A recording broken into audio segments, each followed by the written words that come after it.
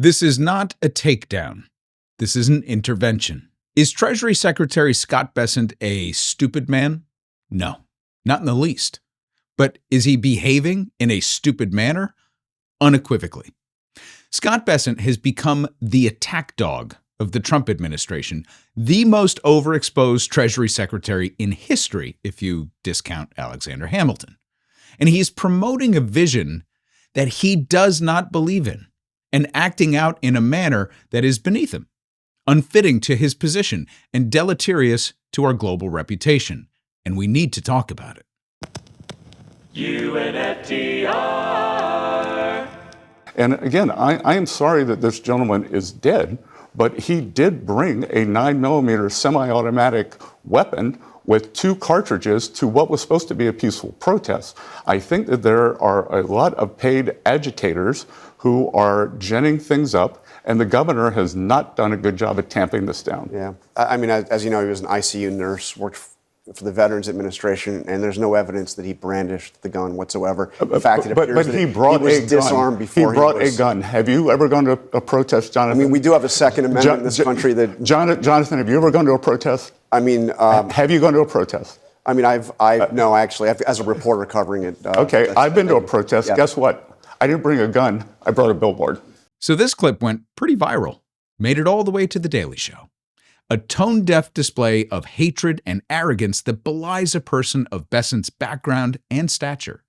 But this is who he has become, though I don't think it's who he truly is, or was, I suppose. Now, the right response here was such a layup, but Bessent has become increasingly unglued over the past year, and he keeps taking fights unnecessarily into the gutter. I'm always sorry to see loss of life, and we need to do better as a country, so my thoughts and prayers are with his friends and with his family foremost. Done. So easy. Scott, you are not Kristi Noem. You're not Kash Patel. You're the fucking Treasury Secretary. And this was a safe space. He wasn't even being baited here. I mean, Bessent deliberately steered the conversation in this direction. Meanwhile, for anyone paying attention to things that are firmly in his lane, things are falling apart. Consumer confidence has plummeted. There's pessimism out there about the labor market and what that means for people, and overall buying conditions, just glancing at it, look like they're kind of down, mostly across the board. Japan is turning into a full-blown crisis. If U.S. Treasuries are viewed as being at risk because the United States is not seen as being creditworthy, then bonds and stocks will move together in price, and that will result in bonds having a much higher demanded yield in the marketplace. So mortgage interest rates will be higher. The cost for us to finance our deficits will be higher. I think that what happened in Japan is a very important message to the House and to the Senate. You need to get our fiscal house in order. The decline in the value of the dollar is spooking the global markets. That said, the dollar's got enough reasons to decline on its own. The quiet quitting of US assets is going to only intensify at the moment. The fact is, the US is a country with a current account deficit, a large debt problem, the currency is expensive, and you've got an administration that is doing policies that continue to undermine its trade and doing business with the country. The world is overexposed to the dollar, and at the margin, they're going to reduce that exposure. And this goes on and on. The macroeconomic outlook for the United States hasn't been this grim in a very long time. And yet he's on television grinning like that idiot Kevin Hassett and taking jabs at Democrats that have nothing to do with him or his job. Look, I used to be a teacher, and there's always one poor kid in the class who can't keep up and gets very frustrated. We know Kamala Harris couldn't keep up, so she would start laughing. Tim Walz would start shaking. Gavin Newsom lashes out. So why assail Scott Bessent with such a provocative subject line and title like stupid? Why have I been going so hard in the paint at this guy for a year now?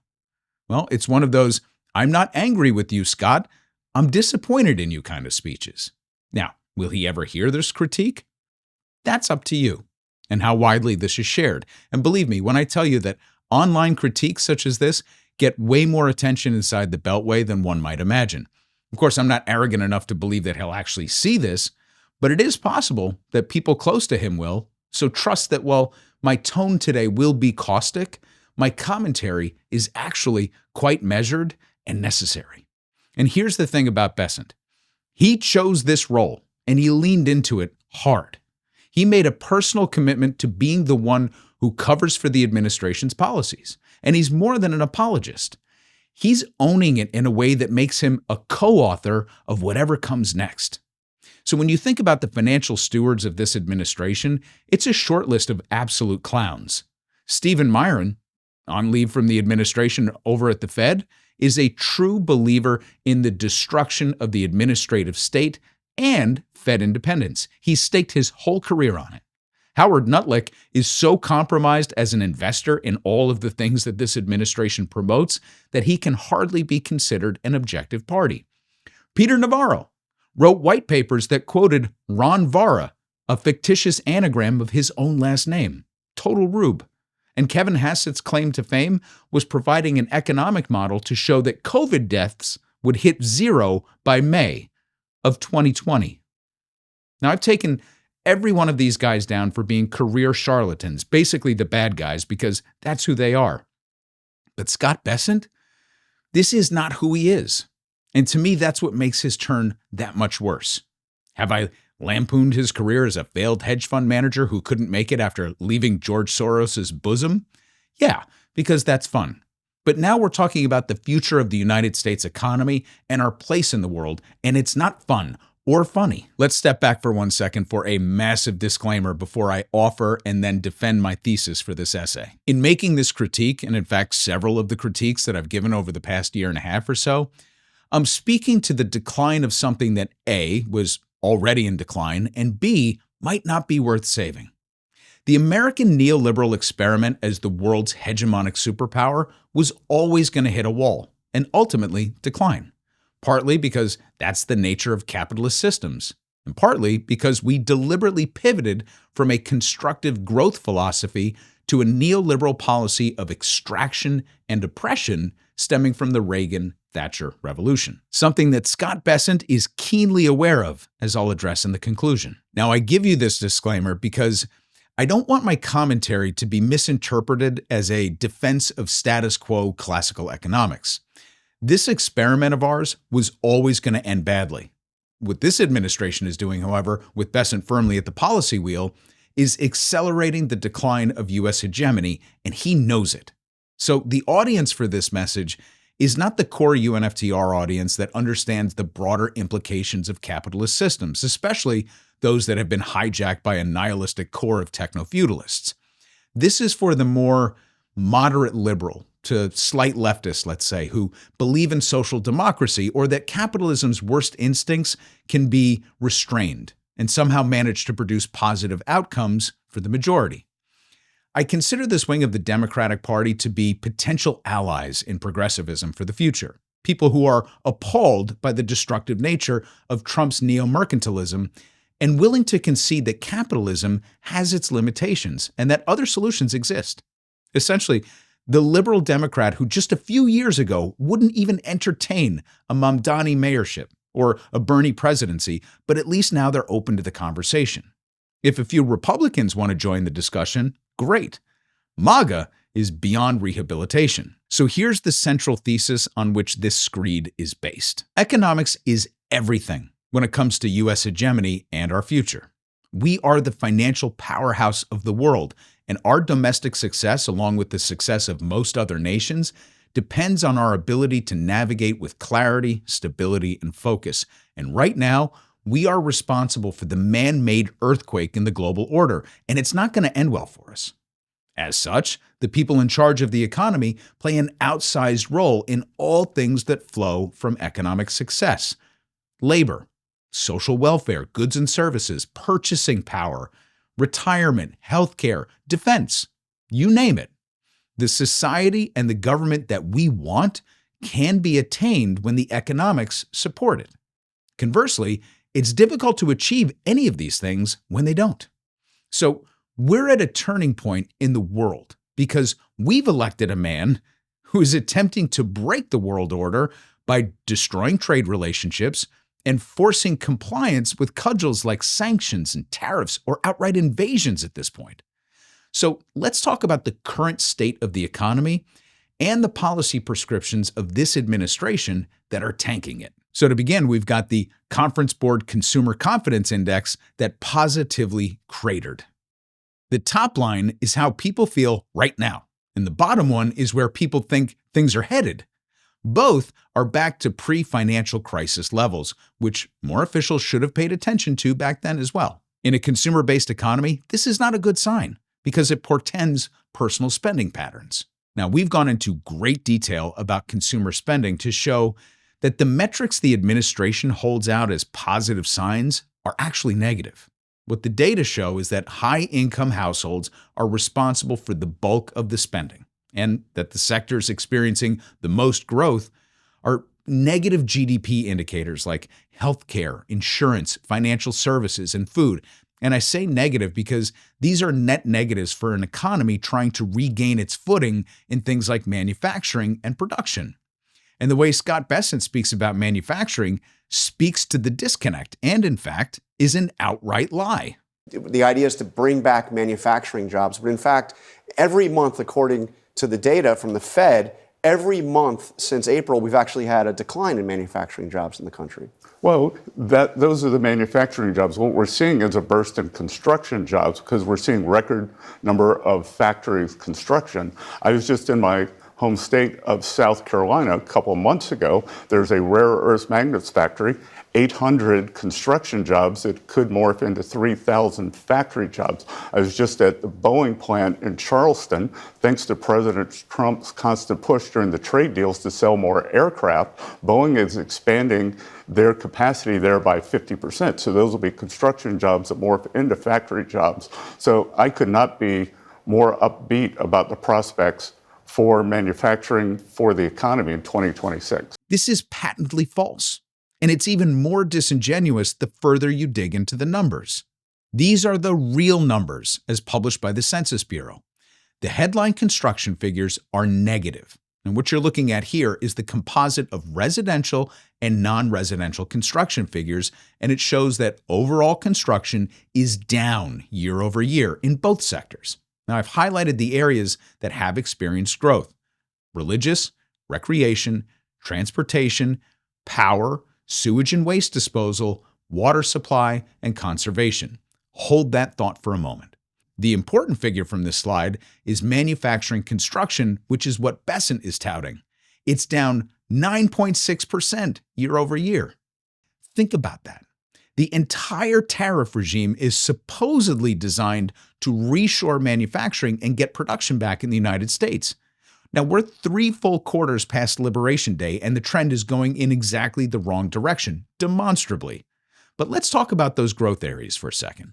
If you look at the growth period, you'll notice that it was in the last 2 years of Biden's term. Since then, growth has flatlined, and private construction spending has actually declined. The only area that has increased marginally is public spending. So put these two things together. The areas of construction growth aren't from the Big Beautiful Bill or from Trump's tariffs. They're from the Inflation Reduction Act and the CHIPS and Science Act. Transportation, power, sewage and waste disposal, water supply and conservation, these are explicitly agenda items from Biden's signature bills. And I vividly recall having this discussion with Nick Hanauer of Pitchfork Economics, because we were talking about these bills in the context of Biden's bottom-up, middle-out strategy. And we both acknowledged at that time that the biggest risk to Biden winning a second term was that they gutted the populist programs like the direct child tax credit payments, renewable energy subsidies, and prescription drug coverage plans that would have had an immediate impact on household finances and economic security. But thanks to Kyrsten Sinema and Joe Manchin and the lack of balls in the Biden administration, they gutted them. And that's the thing about these areas of the economy that are growing technically. They're all related to Biden's industrial policy. Everyone knew that the seeds planted under the IRA needed a decade to blossom. They said it. So to the extent that green shoots are just beginning to pop up, they're because of Biden. Now, he took a gamble and he lost. So Trump's going to get to take credit for any measure of success. To the victor goes the spoils, right? But for Bessent to claim that these are Trump gains is just pure bad faith. Now, They retained a good deal of IRA spending in the Big Beautiful Bill and have committed further investments into data center construction, but let's be clear about what they accomplished. The IRA infrastructure investments were overdue because Trump, who claimed to be the infrastructure guy in his first term, did nothing on it, literally nothing, other than sit behind the wheel of a truck and pretend. You remember that? I mean, it was a national joke. So the investments were sorely needed, but you'll also recall that when the IRA passed, our own budget office said that the money was still insufficient to cover the domestic repairs that we needed. It was a good start. But that's the point here. These construction gains are in the municipal arena. They're not a reflection of investments into private manufacturing and factories. And now we're all aware of the downside concentration risk of going heavy into data centers, which many argue is the sole reason for our positive GDP growth in 2025, and a scary thought in and of itself. Because not only is the environmental toll enormous, but it's increased energy prices for every American already. So what exactly is the Trump economic and industrial policy if the anemic gains that we have, which are all attributed to data centers, are from Biden-era bills? And let's also remember that we're pinning our hopes on data centers that, if successful, will put millions of Americans out of work by design. And if they're not, then the capital bubble is going to pop and then markets tank. So this is a bad bet. Well, if we think about what Bessant is actually in charge of, though, then we have to look at the financial markets and the fiscal health of the economy. And the thing about being the Treasury Secretary of the United States is that you're sitting on the single most powerful economic asset in the world, the dollar. And I'm not sure if he's noticed, but yeah, the dollar is in free fall right now. And the reason you're likely hearing a lot about it is because it went parabolic to the downside in recent days, which has itself sparked panic in the currency and, more importantly, in the bond markets. But here's the thing. This is actually part of their plan. And you know who is pretty pumped about it. Dollar's doing great. If you look at China and Japan, I used to fight like hell with them because they always wanted to devalue their yen. You know that? The yen and the yuan. And they'd always want to devalue it. They devalue. And I said, not fair that you devalue because it's hard to compete when they devalue. But they always thought, no, our dollar's very good. The dollar has cratered since Trump took office. So let's talk about why he's taking this stance, so casually, mind you, and why Bessant is defending the long-term outlook. It's all about manufacturing and the balance of trade. Now, in terms of manufacturing, we just went through it. We know it's not working, right? So the idea is to debase the dollar to make U.S. goods more attractive. But Trump's tariffs have had the opposite effect because countries are deliberately trying not to buy American goods. So there's a more practical aspect to this that makes me shake my head at the timing. Trump has been talking about a weak dollar forever, right? And to the extent that he understands anything, he's ostensibly correct that a weak dollar makes U.S. goods and tourism more attractive. But timing is everything. And this is why you need an actual industrial policy to coordinate these efforts. See, when you're building a manufacturing environment, it benefits you to have a strong dollar because you have to import raw materials, lumber, steel, copper, minerals. And then down the road, when you have finished goods ready for market, that's when you want a weaker dollar for export competitiveness. And during those initial construction phases, you want a supportive domestic industrial policy with tax incentives and subsidies. And they all need to be part of a long-term, multi-year strategy because the investor class has to be willing to commit capital for long-term appreciation and gains. And you can't do that when no one knows from one day to the next if the madman in the Oval Office is going to tariff some new nation at 100%. So in fairness, the GOP basically eliminated depreciation schedules, which incentivized industrial purchases, yes, and it helped businesses looking to upgrade and retool, but it doesn't help net new construction of factories and new plants because the dollar is tanking. And subsidies into growth areas like renewable energy, which is the industry with the greatest corporate and consumer demand, were eliminated. So this is actually the absence of a policy. And all of these things fall squarely on the Department of Commerce, the Office of Management and Budget, the executive, and the Treasury Secretary. And because Scott Bessent has decided to be the spokesperson for all things budget related and more, this is his problem to own now. False GDP numbers built on risky AI investments, a declining dollar, consumer confidence falling off a cliff, it's not good. And there's plenty of blame to go around, but the one area that the Treasury Secretary owns exclusively is how we manage the U.S. debt and the dollar. Well, the single largest holder of U.S. debt is experiencing its own crisis right now, and Scott Bessent has failed at every single attempt to manage it. The dollar-yen ripped apart violently last week on news that Japan conducted what's called a rate check on the United States, leading the New York Fed to respond in kind. So this is basically when central banks call major currency desks to, quote, check rates, which is really just a signal that there might be massive interventions into the currency markets. So that's why you see this huge split at the end of the graph here. But the real line to look at is the blue line, which is the spread between the US and Japanese 10-year bond yields. Japan is going through a bit of a moment with their own populist leader looking to spur inflation and investment inside Japan. So after decades of stagnation, it's working, but at the expense of the Japanese consumer who is not used to dealing with inflation. But nevertheless, there's widespread support because Japan is looking to make a huge comeback on the international stage. They smell blood in the water, and they want to take advantage of it. And the reason this is critical for the U.S. is because of the amount of U.S. debt being held by the Bank of Japan and Japanese institutional investors.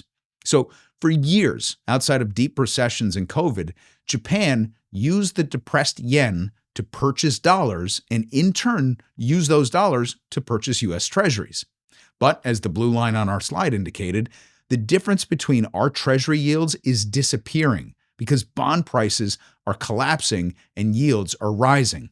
Great for investors, terrible for the sovereign that has to pay out these yields. So the way to think about this, if all the graphs break your brain, is that Scott Bessent has one job.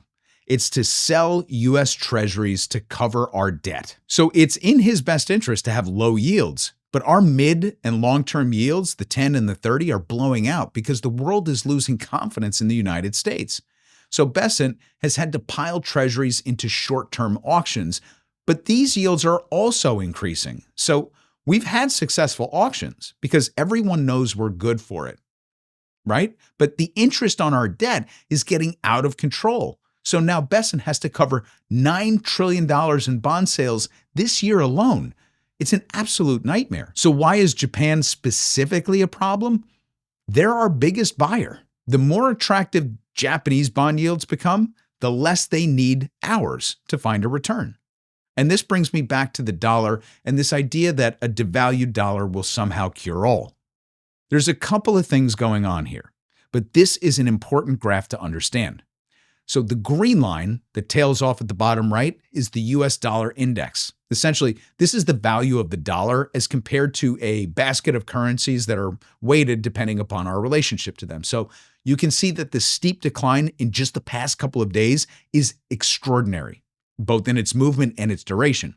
Now, the black line that winds up second from the top there is the 10-year Treasury, which is the most efficient market sentiment monitor of how the world feels about our financial health. The higher the yield, the shakier it is. And that gold line, the one that spikes at the top right, is the value of gold. Now, the reason I wanted to show this particular chart is that it shows movement over time. There are ups and downs, and there are myriad factors that impact them in between. The dollar has been strong and it's been weak. The 10-year goes up, the 10-year comes down. So they're important things to follow, and trends are meaningful, but taken independently or even taking a couple together doesn't tell the whole picture. The sky isn't falling when you look at these. But let's look at this again really quickly. The one line that tells a definitive story all by itself is gold. Like, this is historic. I mean, breaking records on the daily. Now, if you look at the blue line and the gold line, you can see that the relationship between gold and dollar is changing. As the world's reserve currency, the dollar rebounded in strength after COVID, right? It broke out, which is normal. But since Trump took office, gold has gone through the roof and the dollar has fallen in absolute terms. Now, in relative terms, meaning the value of the dollar to the value of gold, it has absolutely plummeted. And this is why this is the biggest economic story of our lifetime. And also why Trump and Bessant's take on all of this is so catastrophically foolish. Let's start with the micro take before zooming out to the macro take. So speaking specifically to the American audience, because right now your purchasing power is tied directly to that blue line. It's why you might be struggling to make ends meet, because your world is valued in absolute terms on the dollar. So a weak dollar means that everything that enters the country or is made with an external component is more expensive. A weak dollar exacerbates existing inflation in this way. And it's one of the reasons that we have persistent inflation above the Fed's 2% target. Because if the dollar was stronger and we weren't going through all this tariff nonsense, it's theoretically probable that we would be in a deflationary environment, or at least experiencing some disinflation. Prices would be coming down steadily everywhere, at the grocery store and the hardware store and the like. And services might even be coming down as well as a result. But if we zoom out to the macro view, this is where the future looks pretty bleak. And it's why the pair to gold is so important to understand. See, there's a war raging right now, a war for economic supremacy. And for 80 years, we've had the ultimate advantage because the world had no choice coming out of World War II but to do business in US dollars. Now, this dependence only increased by orders of magnitude when we came off the gold standard in 1971 under Nixon, because it meant that the value or the price of money was built on trust, not on gold, built on just faith and creditworthiness of the United States Treasury, not stores of gold bars sitting in a central bank in a vault somewhere in the world. So through thick and thin, through recessions and boom times, the major industrial economies of the world built their economic policies around the dollar. Emerging markets did so as well, but they had a disadvantage because they had less to offer in terms of trade. Again, it's the downside of capitalism, but it's the system that's built on extortion, so it's what we have. The reason that we left the gold peg was over concern that one of these growing industrial economies could theoretically someday manipulate the value of the dollar by hoarding and or liquidating them. So we broke the gold peg and allowed it to float. This is the thesis of the Griffin dilemma. That brought us decades of time and allowed us to run exorbitant deficits to fuel our own domestic expansion. Now, imagine a future where the world just decided without us to return to the gold standard. Well, if the value of the dollar is suddenly relative to gold, then it would lead to a massive revaluation, and the United States would suddenly be in the grips of a hyperinflationary shock, the likes of which we have never experienced. So the circumstances that could lead to something like this would be extraordinary. I mean, almost beyond imagination. Because for something like this to occur, the United States would have to become a pariah nation. Other countries would have to just decide en masse and in a coordinated manner to break from the dollar and move to another reserve currency, or multiple alliance blocs would have to do so in a coordinated manner that divided the world. Well, welcome to the world of digital reserve currencies. Imagine that the BRICS nations suddenly aligned with the whole of South America and Africa, the entire global South. Imagine that the EU, Japan, and Canada broke rank and backed a different digital currency. Maybe the US keeps Mexico and the UK in the bloc, right? And yes, this is the loose plot of Orwell's 1984 with a rough estimate of Oceania, Eurasia, and East Asia, except that South America would have rightfully told us to go fuck ourselves. Now, the US dollar could have a role in each of these digital currencies as one of the currencies in the basket that they're pegged to, or not. All of a sudden, our sure thing treasury market would be in far less demand, and so would our ability to finance our deficits and our growth. So, back to Scott Bessent and how he may have overestimated the world's anger toward U.S. policies. From day one of this administration, he has been heralding the arrival of global stablecoins to provide a backdoor to U.S. dollar hegemony. He believed we were so far ahead in the race and so indispensable that stablecoins backed one-to-one by US dollars would provide all the liquidity necessary to fuel our insatiable need for deficit financing.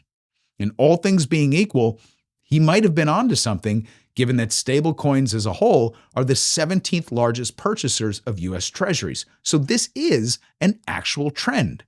But if sovereign debt financing moves entirely towards CBDCs or central bank digital currencies, and the rest of the world decides that gold should be the anchor, as it is in the case of the new BRICS unit, which is anchored 40% by gold, then the new global monetary order essentially reverts to the old order.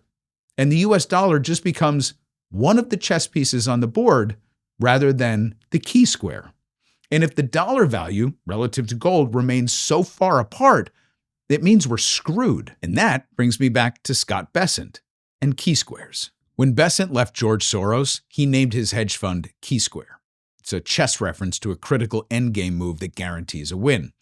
So Bessent might have been so overconfident that he was moving toward a key square that he missed the bigger picture. The world isn't falling in line with his vision.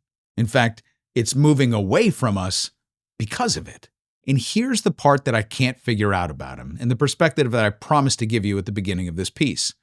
I'm going to link an interview with Scott Bessent from 2023. I'm going to link it in the notes and in the end credits. It somehow provides clarity and confusion to who he really is, because this is the Scott Bessent that we've become accustomed to. I've been to a protest. Yeah. Guess what? I didn't bring a gun. I brought a billboard. Look, I used to be a teacher.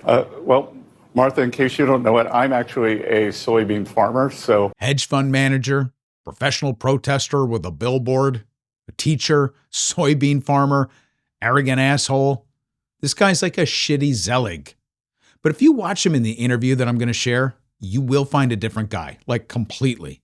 Now, it's an hour long, and it's honestly so rich with information that I didn't even know how to start clipping it. But if you've made it this far, then you're as fascinated by this guy as I am, and therefore I do say that it is essential viewing to understanding what's going on. Because the Scott Bessent in the 2023 interview is thoughtful. He's measured, empathetic even. His grasp of macroeconomics and history is staggering. At one point, he lavishes praise on Sean Fain of the UAW, waxes poetic about the advantages given to capital over labor and how it's led to inequality and should be rectified.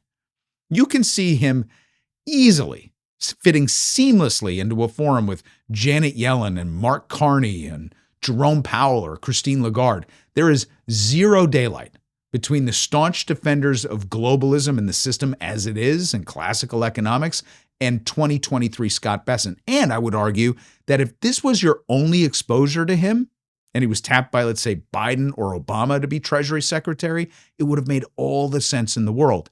In fact, if you are indeed a liberal Democrat, you might even be psyched. So when I say stupid, I'm not talking about him. I'm talking about what he's doing. Because there is no way that 2023 Scott Bessent looks at 2026 Scott Bessent with approval. No fucking way. So one of these guys isn't real, and that's what I can't figure out. Now, the reason I wanted to have this discussion is because if there's a chance that the real Scott is the 2023 version, then we need this guy. Because if you strip away the clowns of this administration, you're basically left with three people: Stephen Miller, Russell Vought, and Scott Bessent. These are the three people running the country and having the greatest impact. The rest of the cabinet are charlatans with no spine or ideology. They're just power grabbers and sycophants. But these three guys are actually calling the shots, and they're moving the needle on a daily basis. Stephen Miller is a true believer, and he's tearing us apart in the pursuit of a white nationalist agenda. Russell Vought cut from the same cloth, and he's trying to destroy the administrative state in pursuit of a white Christian nationalist agenda. And Scott Bessent is making it all possible by helping destroy our ties to the rest of the world. And in doing so, he's destroying the economy and our currency. But unlike these other two, I don't think he's a true believer. And that's why I'm mystified but hopeful that he somehow rediscovers himself and wakes the fuck up. He's torching his own future, and he's taking us all down in the process. Now, I want nothing more than for this administration to just go away, for this all to end. But we're still in the early stages of this marathon term. It's only been a year. And there's no guarantee that Trump dies in the Oval Office or that he even vacates it when the time comes. Him living forever and trying to hold power has to be our base case, rather than crossing our fingers that the Democrats suddenly find their courage and don't just assume the win at the midterms and in 2028. I mean, look at what they've done in just 1 year. Imagine what another 3 will do. There's no stopping these guys in their tracks, and 3 more years is too much time. Now, is it magical thinking to hope that Scott Bessent somehow has an epiphany and makes a conscious decision to slow the roll of the white nationalist accelerationists so that we have a fighting chance when this is all over? Probably. But I wouldn't even go there if 2023 Scott didn't exist. But now that I know he does, I can't unsee it. And if you sit through this interview, you will understand what I mean. So, you know the stakes now. You can see the trajectory. You know this doesn't end well for us. The job now is to push this out and to get this into his circle, to find the one person who cares enough about him to watch this, and to find a way to get in his ear and remind him of who he is, but also who he could be. Like I said, magical thinking, but a boy can dream. Thanks for making it all the way through the video. Apart from the magical thinking there at the end, I hope that you get a lot of value out of the substance of the presentation itself. So I'll link resources that I used for the episode along with the very revelatory interview that I found from 2023 of Scott Bessent. Thank you as always to our members for supporting our work. Go to UNFTR.com if you're interested in learning more about membership and the perks that come along with it. And remember, sign up for our free weekly newsletter. You can also do that at UNFTR.com because we got a lot of good stuff coming at you every week. Thanks again, everybody. I'll see you in the next one. This is the story of a political pundit who looked at the world around him and just said, fuck it. Gives the middle finger to authority and says, kiss my ass. But instead of a revolution, he started a podcast. Just what the world needs. Started a podcast. Another basic white guy who started a podcast. But it's fun because he curses.